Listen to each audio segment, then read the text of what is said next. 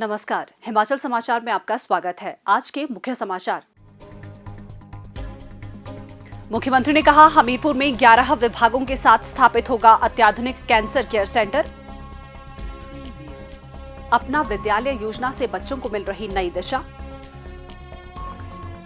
प्रदेश स्कूली शिक्षा के क्षेत्र में गुणवत्ता की दृष्टि से देश के अग्रणी राज्यों की श्रेणी में शामिल। हरित ऊर्जा राज्य की ओर अग्रसर हिमाचल। पुरानी पेट्रोल तथा डीजल टैक्सियों को ई टैक्सी में परिवर्तित करने पर 40% सब्सिडी तथा 390 नए बस रूटों पर बस खरीद के लिए 30% तक सब्सिडी।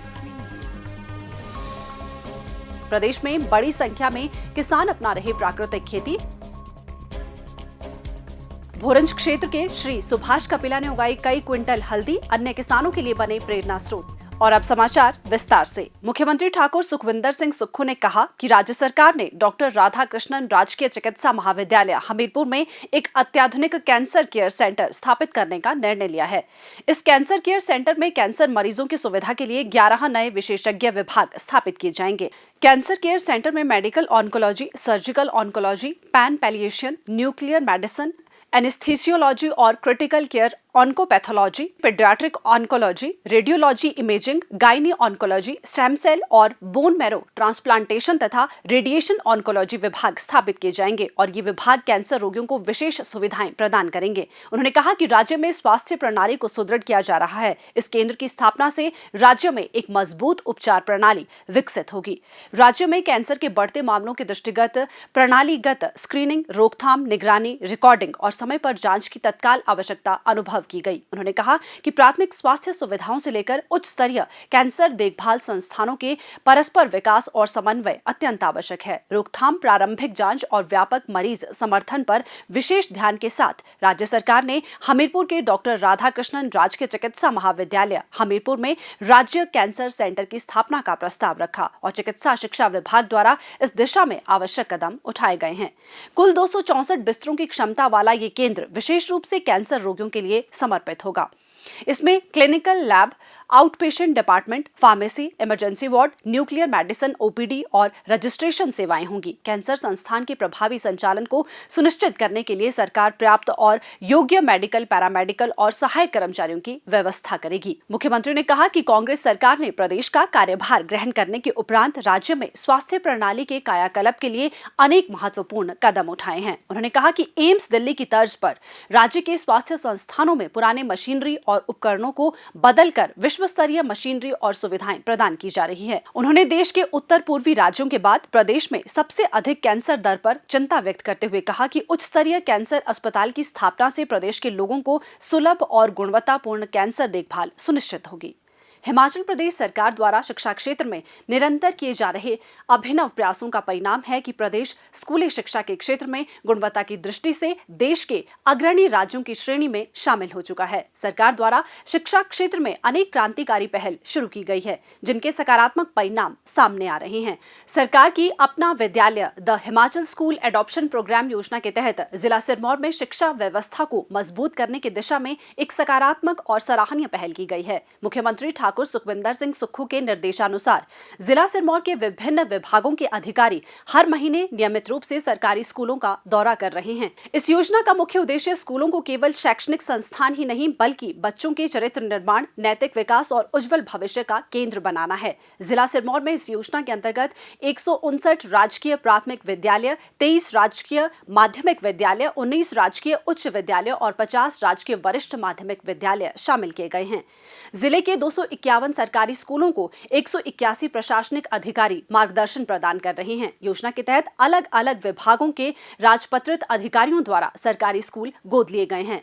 अधिकारी हर महीने स्कूलों में जाकर बच्चों से संवाद करते हैं और बच्चों को नैतिक मूल्यों, अनुशासन, समाज के प्रति जिम्मेदारी, नशे से दूर रहने और स्वस्थ जीवन शैली अपनाने के बारे में जागरूक किया जाता है। अधिकारियों द्वारा बच्चों को नशे के दुष्परिणामों के बारे में सरल भाषा में समझाया जा रहा है। सरकारी अधिकारियों द्वारा अपने दौरे की संक्षिप्त रिपोर्ट भी संबंधित शिक्षा अधिकारियों को प्रस्तुत की जा रही है। इससे शिक्षा विभाग और अन्य विभागों के बीच समन्वय बढ़ रहा है।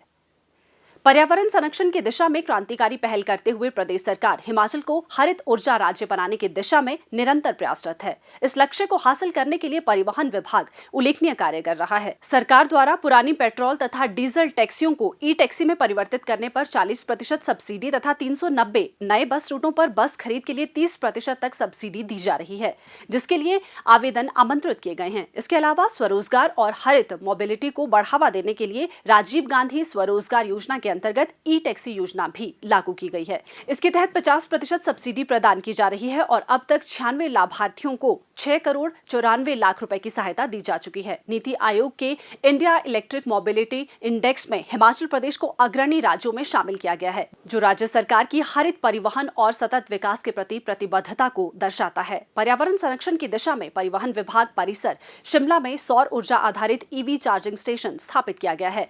राज्य में 129 स्थानों को ईवी चार्जिंग स्टेशन हेतु चिन्हित किया गया है, जिनमें से 30 स्टेशन वर्तमान में संचालित किए जा रहे हैं।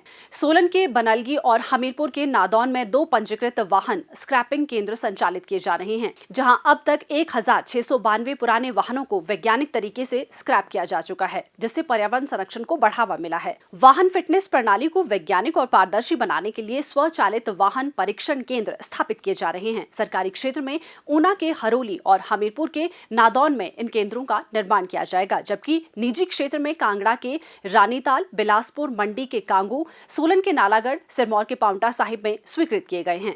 इनमें से रानीताल एटीएस का निर्माण कार्य पूर्ण हो चुका है व शेष में कार्य तीव्र गति से चल रहा है। इसके अतिरिक्त बद्दी में निरीक्षण एवं प्रमाणन केंद्र का 95% निर्माण कार्य पूरा हो चुका है। विभाग द्वारा वाहन फिटनेस एवं अन्य परिवहन सेवाओं को डिजिटल, पारदर्शी और नागरिक अनुकूल बनाने के लिए मोबाइल फिटनेस ऐप और ऑटो अप्रूवल मैकेनिज्म लागू किए जाएंगे। इसके अतिरिक्त ड्राइविंग टेस्ट प्रक्रिया को पारदर्शी बनाने के लिए जिला ऊना के हरोली में 10 करोड़ 23 लाख रुपए की लागत से स्वचालित ड्राइविंग टेस्ट ट्रैक एवं ट्रैफिक पार्क का निर्माण किया जा रहा है। विभाग का एम फिटनेस ऐप भी शुरू किया गया है। ये ऐप डिजिटल फिटनेस निरीक्षण, फोटो और जीपीएस साक्ष्य, फर्जी प्रमाण पत्रों की जांच, कागज रहित प्रक्रिया तथा रियल टाइम डेटा समन्वय को सुविधाजनक बनाएगा। भारतीय रसोई घर में पाई जाने वाली हल्दी की अब वैश्विक बाजार में मांग बढ़ रही है। इस बढ़ी हुई मांग को पूरा करने के लिए हिमाचल प्रदेश सरकार ने कई उल्लेखनीय कदम उठाए हैं, जिनका सीधा फायदा किसानों को मिल रहा है।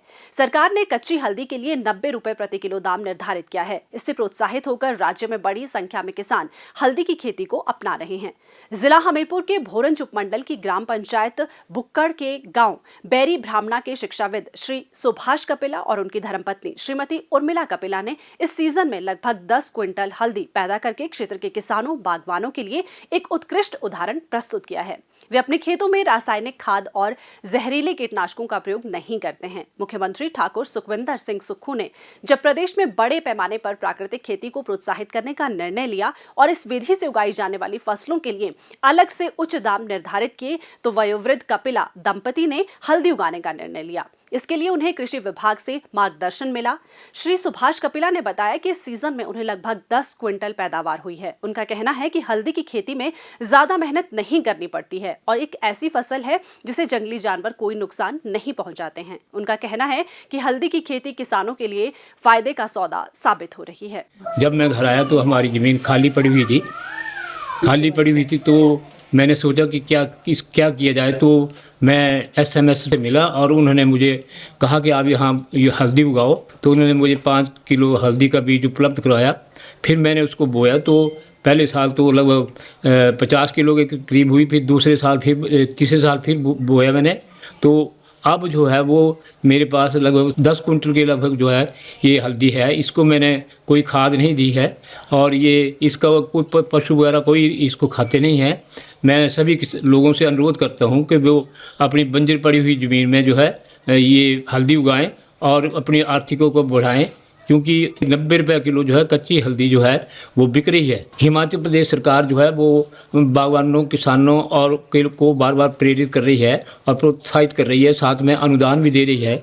सरकार बहुत अच्छे कदम उठा रही है और अब घर घर जाकर जो है लोगों को, अपने अधिकारियों को, कृषि अधिकारी या बागवानी अधिकारियों को भेज रही है और जो है फलदार पौधे वितरित कर रही है। साथ में जो है हल्दी, आलू और दूसरी जो फसलें हैं, नकदी फसलें जो होती हैं जिनसे आमदनी ज़्यादा होती है, वो जो है बीज दे रहे हैं। समय समय अनुसार जो है वो फसल का निरीक्षण करते हैं। तो ये जो है मैं हिमाचल प्रदेश सरकार का बहुत आभारी हूँ कि वो हमारी गाँवों की GDP को बढ़ाने के लिए बहुत अच्छा काम कर रहे हैं, और इससे जो है हमारी जो है GDP दर जो है बहुत आगे बढ़ रही है।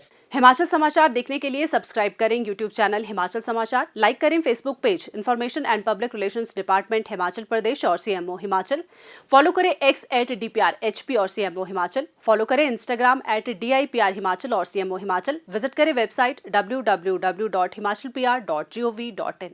इस अंक में इतना ही, कल फिर होगी मुलाकात। दीजिए इजाजत, नमस्कार।